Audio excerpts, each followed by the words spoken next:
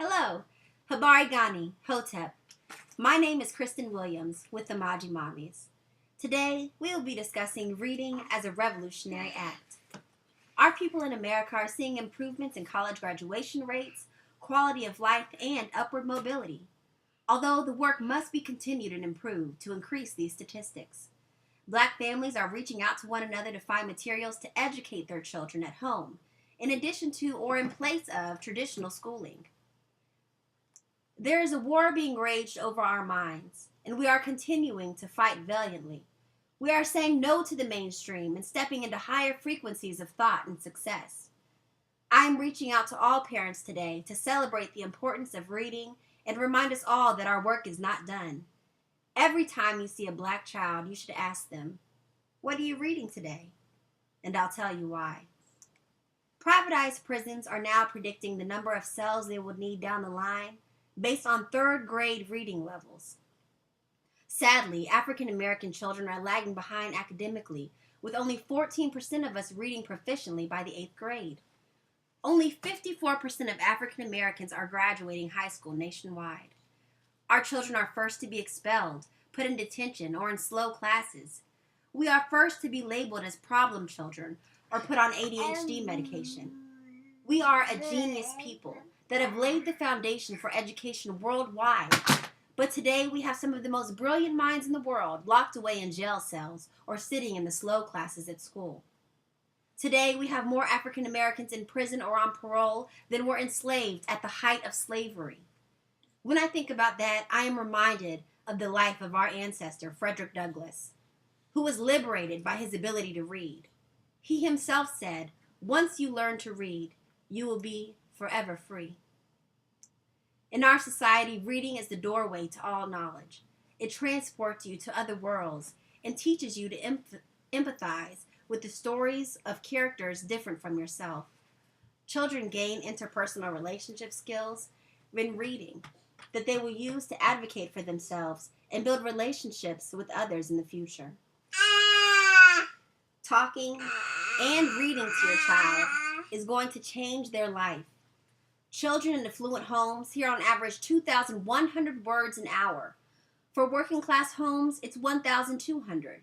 For homes on welfare, 600. No matter how much money we have, we are in control of how much we speak to our children and the content of those conversations. No matter how much money we have, we can live a life rich in community and discourse. This sort of ingenuity, making something out of nothing, is an incredible strength of our people, and we must apply it to reading, for ourselves and for our children. Reading to your son or daughter of color means that they will have a better understanding of the English language. We know that our Creole, slang, and Ebonics are beautiful and a way of bringing us together in spirit and tongue. However, it is equally important that your child can enter any office or school and be understood fully. It is vital that they can advocate for themselves and that people can identify with them. When we read to our children, they are gifted with a natural ear for hearing the English language. They can write, read, and form sentences correctly without effort, all from just hearing words put together in the books they've read. They will know inherently the meaning of complex words and phrases because they have heard them so often in their favorite stories. Reading is revolutionary. It is what freed Frederick Douglass. It is what will keep us out of prison and mental slavery. It is a way to break our children from the stereotypes dealt to them in our media, while empowering them with a narrative of success. When you read to your child, it is wonderful to learn about people and stories from all walks of life. But parents, please be intentional about finding material that feature Black people as positive main characters.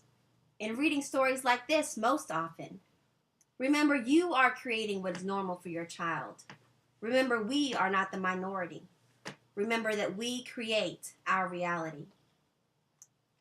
Today, we all as parents are sick of hearing about how our children are profiled, beaten, and even murdered because someone expected them to be criminal or violent. Do not allow your child to expect the same thing of him or herself.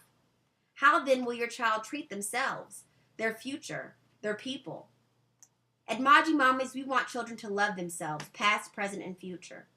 We are here with you to bridge that gap between the fiction and nonfiction. We are here as parents, united to teach our children who they truly are and who we truly are as a people.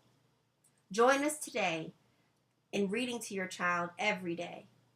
Look out for our book reviews and other discussions and tutorials on Facebook, Twitter, and Maji Mommies. Thank you, and have a great day.